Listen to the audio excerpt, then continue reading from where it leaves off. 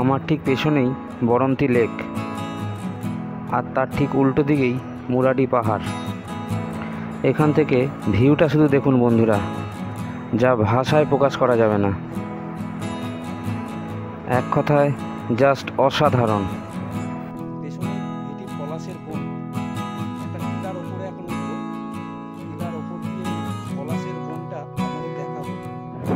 আপনাদের অনেকেরই পুরুলিয়ার পাহাড়, জঙ্গল, লেক, পলাশ ফুল একদিনে দেখার ইচ্ছে থাকে, কিন্তু কাজের চাপে সেটা সম্ভব হয় না। অনেকের কাছে জিজ্ঞাসা থাকে যে পুরুলিয়ার গড় সার্কিট একদিনে কভার করা যায় নাকি? হ্যাঁ, অবশ্যই যায়, তবে সব জায়গাগুলো যায় না। 2-3টে জায়গা কভার করা অবশ্যই সম্ভব। সেটা আজকে আপনাদের সাথে শেয়ার করব। কলকাতা থেকে এসে কিভাবে আপনারা এই 3-4টে জায়গা পুরুলিয়ার গড় সার্কিটে ঘুরে দেখবেন। সকালে আসবেন এবং কিভাবে বিকেলবেলায় ফিরে যাবেন সেটা আপনাদের সাথে আজকে শেয়ার করতে যাচ্ছি। আমি এখন ব্যান্ডেল স্টেশনের সামনে দাঁড়িয়ে আছি। এখান থেকে আমার গন্তব্য আসানসোল। পুরুলিয়ার বরন্তী যাওয়ার জন্য আমাকে এখান থেকে ব্ল্যাক ডায়মন্ড এক্সপ্রেস ধরতে হবে। ব্ল্যাক ডায়মন্ড এক্সপ্রেস ব্যান্ডেলের টাইম সকাল 7টার সময়। ব্ল্যাক ডায়মন্ড এক্সপ্রেস হাওড়া থেকে সকাল 6:15 ছেড়ে আসে এবং ধানবাদ অবধি যায়। আমার আজকে গন্তব্য পলাশের দেশ পুরুলিয়া। চলুন আমার সাথে আজকে ব্ল্যাক ডায়মন্ড এক্সপ্রেসে 22387 up Howrah Dhanbad black Diamond express 3 নম্বর প্ল্যাটফর্মে আসছে। খবর হয়ে গেছে 3 নম্বরে ট্রেন ঢুকছে, একটু পরেই ট্রেন ঢুকবে।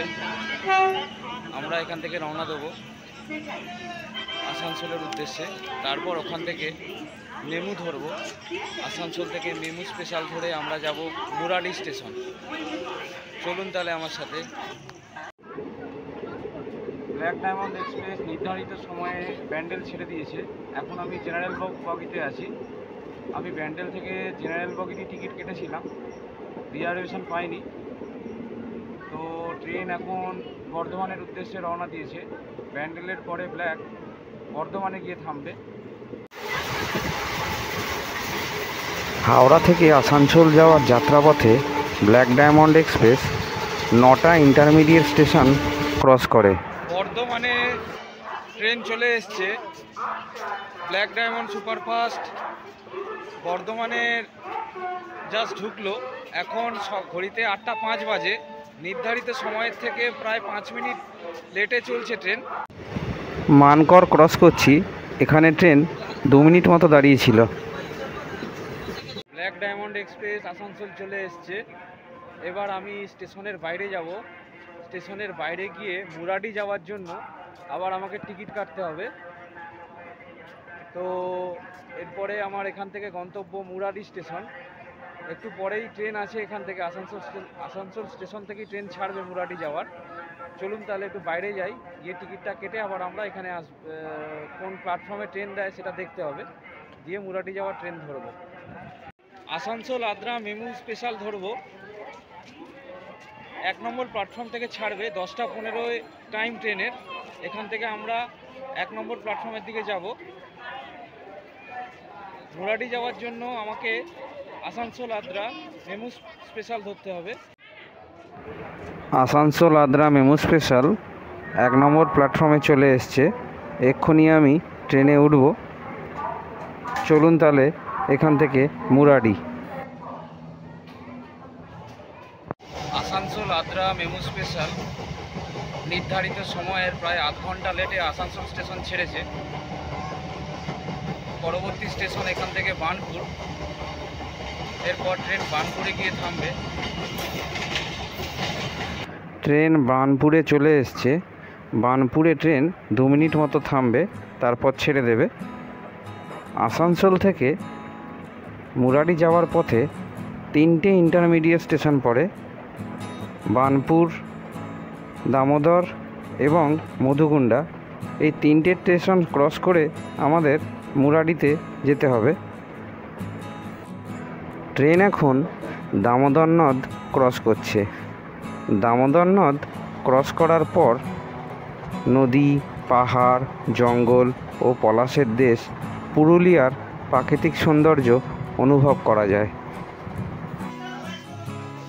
মুরাডিতে পৌঁছে গেলাম।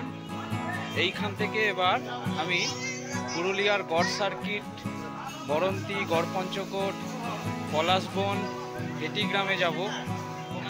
তো চলুন দেখি বাইরে কি ব্যবস্থা আছে। গড় সার্কিটের যতটা সম্ভব এরিয়া কভার করব আজই। দাদা, আমি এখান থেকে গড়পঞ্চকোট, ভেটি, বরন্তী এগুলো সাইট সিনিং করব। কত ভাড়া পড়বে একদিনে?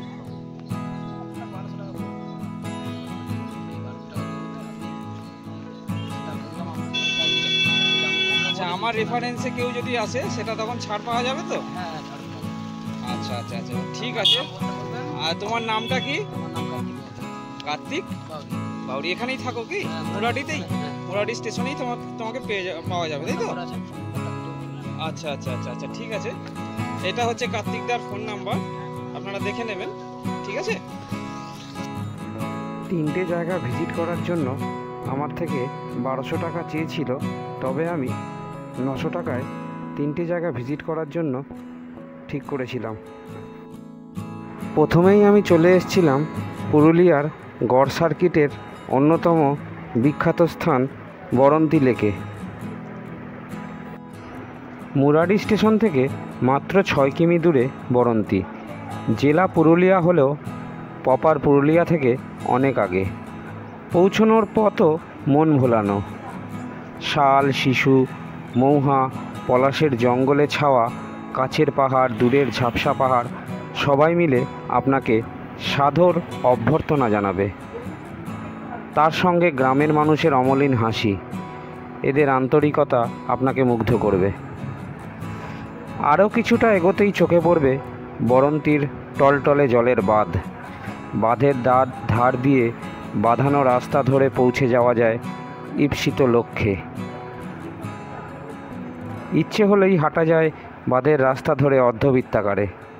আরও একটু নিচুতে চাষের ক্ষেত, দূরে একপাল গরু চড়ে বেড়াচ্ছে, পাশেই পলাশের বন। একটু দূর একটা দুটো করে বক, পানকৌড়ি, মাছরাঙা উড়ে যাচ্ছে। আবার কখনো এক ঝাঁক বকের মতো, হাঁসের মতো দেখতে আরও কত পাখি।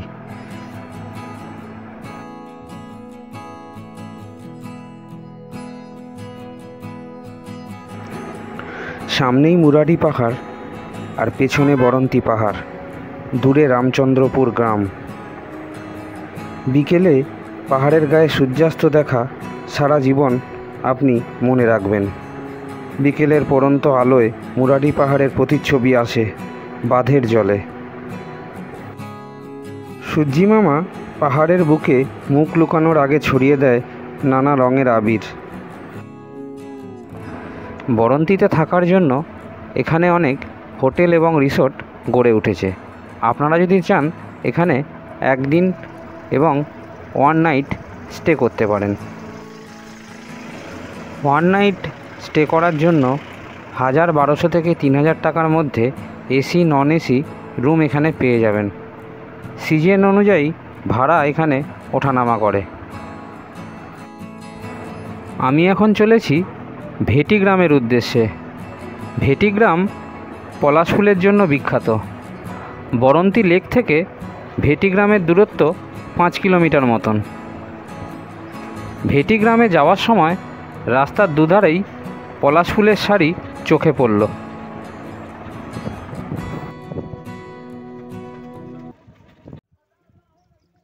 বরন্তী লেক দর্শন করার পর আমি এখন ভেটি গ্রামে চলে এসেছি। পেছনেই ভেটির পলাশের বন। একটা টিলার ওপরে এখন উঠব। টিলার ওপর দিয়ে পলাশের বনটা আপনাদের দেখাবো। পুরো লাল পলাশে ঢেকে গেছে চারদিকটা। একটু পরেই দেখাচ্ছি, দাঁড়ান। ওপরে উঠবো এখন টিলাটার ওপরে, দিয়ে আপনাদের দেখাচ্ছি। চৈত্র মাসে আসে ফাগুন, পলাশ বনে লাগে আগুন। এই দেখুন শুধু পলাশের শাড়ি, এক অসাধারণ দৃশ্য দেখছি টিলার ওপর থেকে। ওদিকে পাহাড় আর এদিকে পলাশের বন, এক অপরূপ শোভা, এক অপরূপ সৌন্দর্য যা ভাষায় প্রকাশ করা যাবে না। দোলের পরেও এত পলাশ দেখব ভাবতে পারিনি। ভেটির পলাশ ফুল যা চোখকে জুড়িয়ে দেবে, চোখ জোড়ানো দৃশ্য। ওদিকে বরন্তির লেকটা দেখা যাচ্ছে।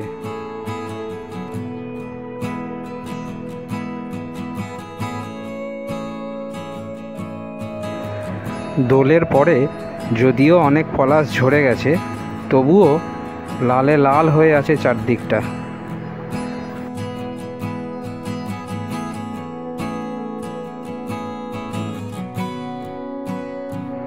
ভেটি গ্রামের পলাশ দেখার পর আমি এখন চলে এসেছি পুরুলিয়ার অন্যতম বিখ্যাত স্থান গড়পঞ্চকোটে।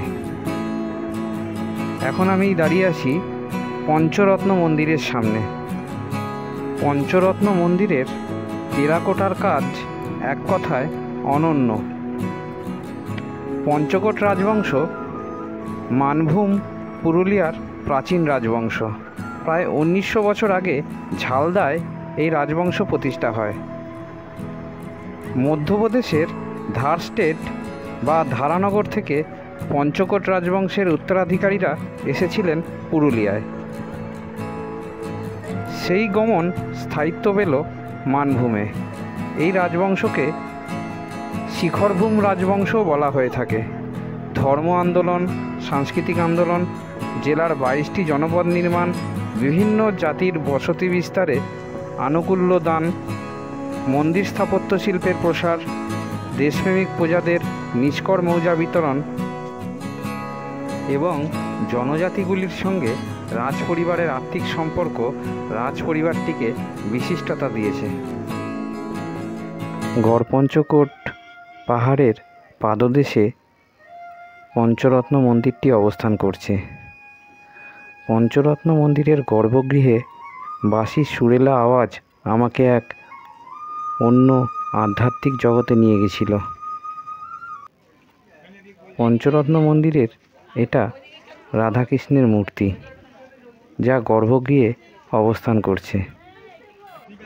গড়পঞ্চকোটে পঞ্চকোট রাজাদের অনেকগুলো মন্দির ছিল, তবে বেশিরভাগ মন্দিরগুলোই এখন ভগ্নপ্রায়। কিছু কিছু মন্দিরকে সংস্কার করা হয়েছে।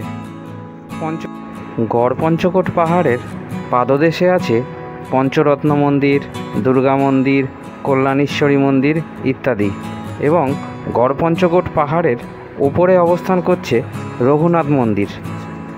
আমি একটু পরেই আপনাদের গড়পঞ্চকোট পাহাড়ের ওপরে অবস্থান করা রঘুনাথ মন্দিরে নিয়ে যাব। চলুন আমার সাথে।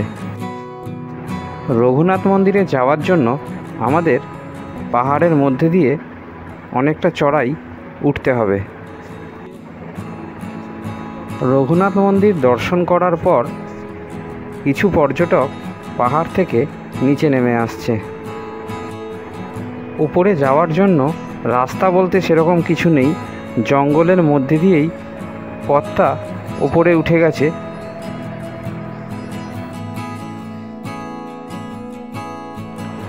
আমি এখন রঘুনাথ মন্দিরের প্রবেশদ্বারের সামনে পৌঁছে গেছি। রঘুনাথ মন্দিরের প্রবেশদ্বার থেকে এই ভিউটা পেলাম, জাস্ট এক কথায় অসাধারণ।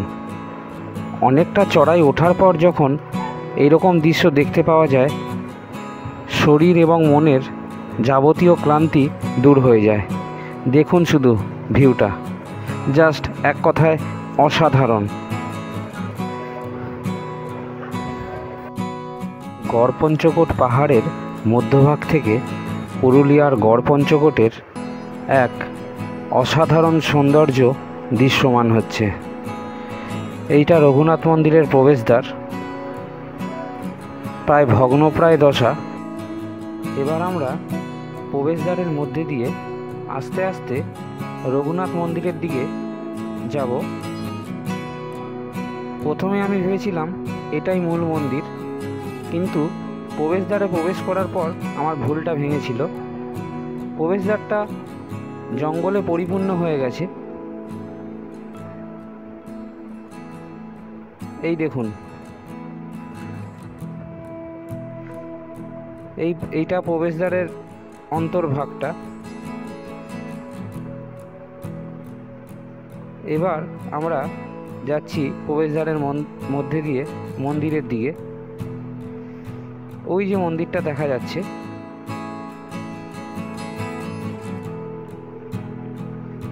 মন্দিরটারও ভগ্নপ্রায় দশা।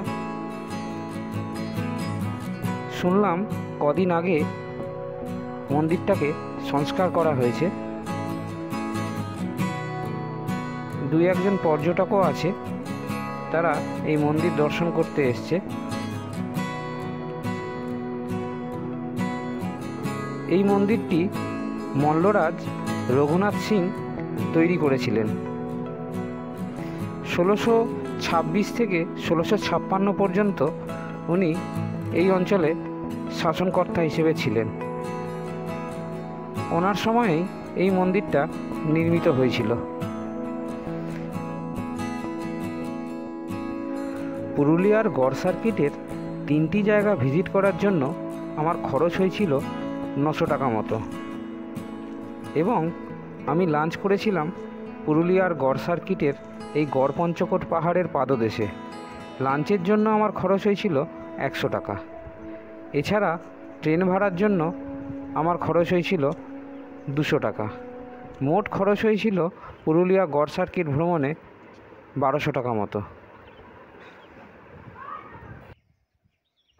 সারাদিন পুরুলিয়ার গড় সার্কিট ভ্রমণের পর বিকেলের দিকে ফিরে যাওয়ার জন্য আসানসোল থেকে ব্ল্যাক ডায়মন্ড বা শক্তিপুঞ্জ এক্সপ্রেস আপনারা ধরতে পারেন। ব্ল্যাক ডায়মন্ডের টাইম আসানসোলে 5টা 37 মিনিটে এবং শক্তিপুঞ্জের টাইম সন্ধে 7:30টার সময়। আমি শক্তিপুঞ্জ এক্সপ্রেস ধরে ফিরে গিয়েছিলাম। মুরারি থেকে একটা লোকাল ট্রেন আছে 4:10-এ, সেটা আপনাকে ব্ল্যাক ডায়মন্ড এক্সপ্রেস ধরিয়ে দেবে আসানসোলে। এবার বিদায় বন্ধুরা, সবাই লাইক, কমেন্ট আর শেয়ার করে জানান ভিডিওটা আপনাদের কেমন লাগলো। পরবর্তী ব্লগে আমি সুমন আপনাদের সামনে আবার হাজির হব নতুন কোনো গল্প নিয়ে।